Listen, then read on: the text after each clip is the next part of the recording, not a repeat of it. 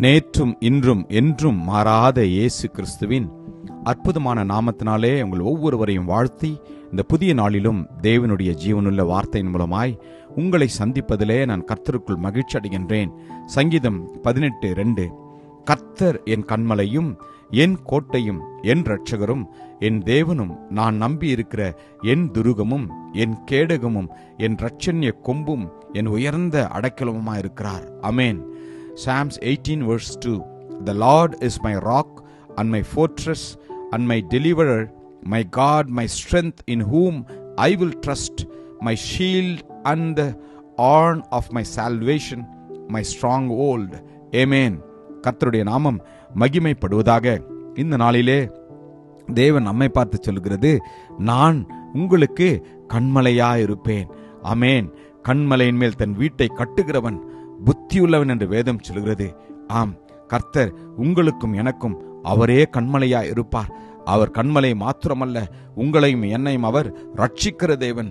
உங்களுக்கும் எனக்கும் அவர் துருகமும் நம்முடைய கேடகமுமாய் இருக்கின்றவர். ஆமேன். மாத்திரமல்ல, இரட்சண்ய கொம்புமாய் இருக்கிறவர். ஆமேன். நம்முடைய துருகம், நம்முடைய கேடகம் என்றால் என்ன? உங்களையும் என்னையும் பாதுகாக்கிற அவருடைய கரம்தான், அவருடைய சமூகம்தான், அவருடைய வார்த்தை தான், அவருடைய பிரசன்னம் தான் உங்களுக்கும் எனக்கும் பலனை கொடுக்கின்றது, நம்பிக்கையை கொடுக்கின்றது. காரணம், உலகத்தை ஜெயித்தவர் உங்களுக்கும் எனக்கும் முன்பாக இருக்கின்றார். அவரை தாண்டி, அவரை மீறி, அந்த கன்மலையை ஆகிய கிறிஸ்துவை மீறி உங்களையும் என்னையும் ஒரு அணுவும் தொட முடியாது. என் கன்மலையும் என் கோட்டையும் நீரே என்று வேதம் சொல்லுகிறது. உமது நிமித்தம் எனக்கு நீர் வழிகாட்டி என்னை நடத்தியருளும் என்று பக்தன் சொல்லுகிறார். நீங்களும் நானும் தேவனிடத்தில் இப்படியாக சொல்லுவோம், ஆண்டவரே, நீதான் என்னுடைய கன்மலை, நீதான் என்னுடைய கோட்டை.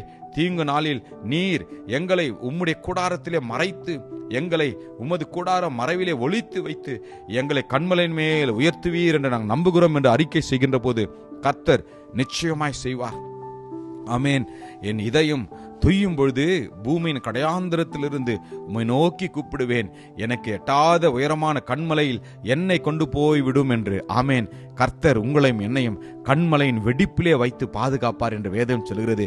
ஆபத்துக்கள் வருகின்ற போது, விக்கினங்கள் வருகின்ற போது உங்களையும் என்னையும் அவருடைய வார்த்தையினால் அவர் அற்புதமாய் வழி நடத்தி பாதுகாத்துக் கொள்வார். அந்த அற்புதரை இந்த நாளில் நான் நம்புவோமா?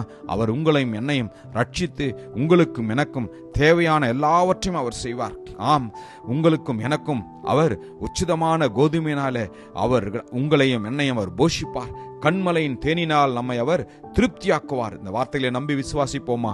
கிருபையும் இரக்கம் நிறைந்த நல்ல தகப்பனே, இந்த நல்ல நாளுக்காக உமக்கு நன்றி அப்பா. உம்முடைய அற்புதமான வார்த்தைகளுக்காக நன்றி.